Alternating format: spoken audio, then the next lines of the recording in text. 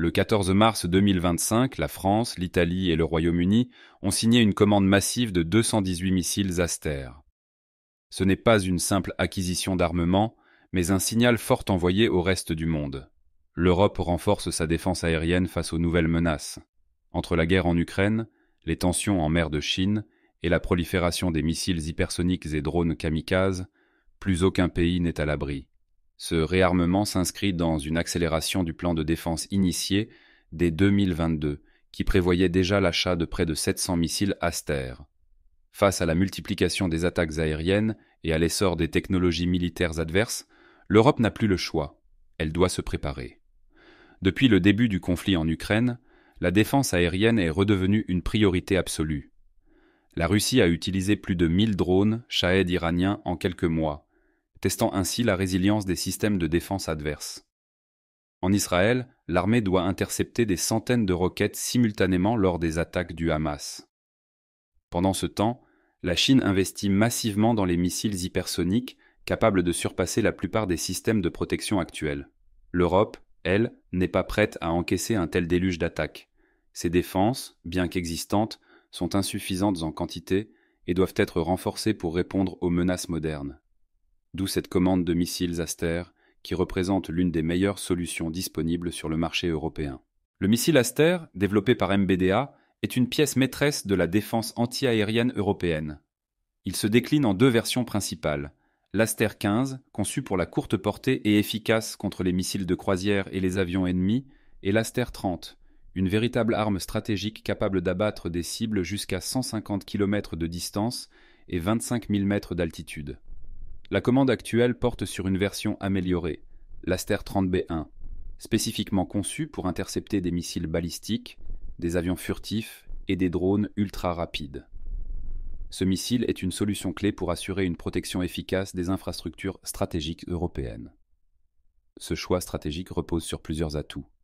Avec une portée de 150 km, l'Aster 30B1 offre une couverture suffisante pour protéger des sites vitaux comme les bases aériennes, les centrales nucléaires et les ports. Il est interopérable avec les systèmes de défense de l'OTAN, lui permettant de fonctionner aux côtés du Patriot américain ou de l'Iris-T allemand. Autre avantage majeur, il peut être déployé à la fois sur terre et en mer via les batteries, SAMP/T et les frégates européennes comme les types 45 britanniques ou les Fremen françaises et italiennes. Avec cette commande, l'Europe cherche clairement à réduire sa dépendance aux États-Unis et à renforcer son autonomie stratégique. Les 218 missiles commandés seront déployés selon un plan précis. La France les utilisera pour protéger ses bases aériennes, ses centrales nucléaires et ses infrastructures stratégiques. L'Italie renforcera ses unités SAMP/T, notamment dans les zones sous influence de l'OTAN. Le Royaume-Uni les intégrera sur ses frégates type 45 et améliorera la couverture aérienne de ses bases militaires. L'objectif est de créer un bouclier aérien européen, capable d'intercepter toute menace avant qu'elle ne puisse atteindre le territoire. Mais la grande question demeure, 218 missiles, est-ce suffisant face aux menaces modernes? L'Ukraine a montré qu'une guerre prolongée peut détruire des stocks entiers de missiles anti-aériens en quelques mois. Pour chaque missile d'interception tiré, ce sont des millions d'euros qui partent, alors que les drones kamikazes coûtent parfois moins de 10 000 euros. Israël, avec son dôme de fer, doit faire face à des centaines de roquettes simultanées, et un seul missile d'interception peut coûter 50 à 100 fois plus cher qu'une roquette classique.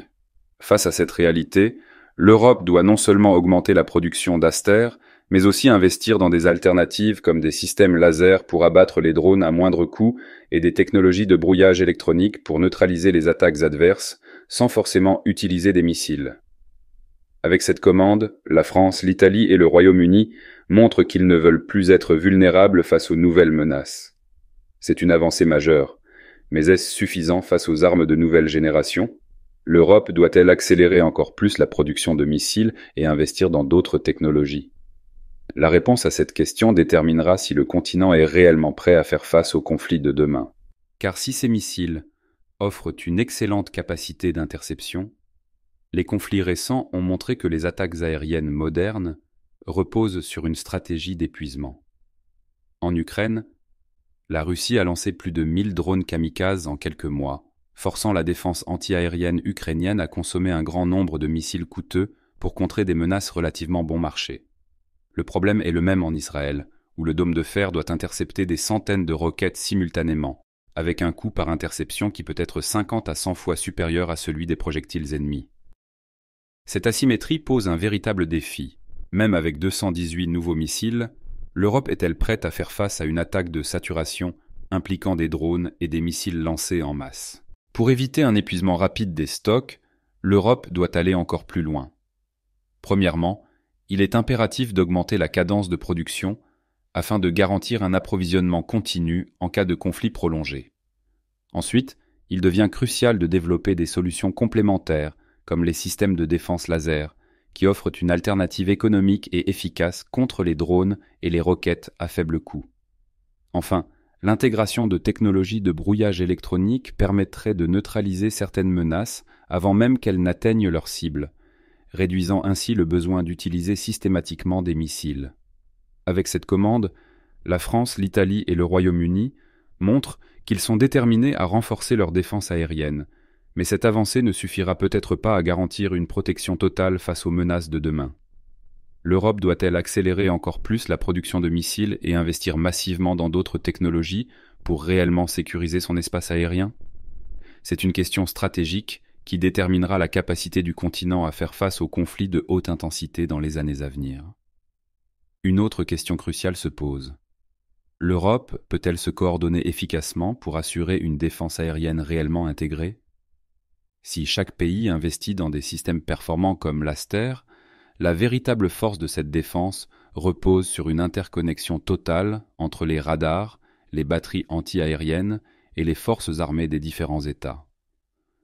Aujourd'hui, des efforts sont faits pour harmoniser les capacités avec l'OTAN, mais il existe encore des lacunes en matière de commandement unifié et de partage en temps réel des informations radars. Cette commande de 218 missiles Aster est un pas important vers une Europe plus autonome et mieux préparée face aux menaces modernes, mais elle ne représente qu'une première étape.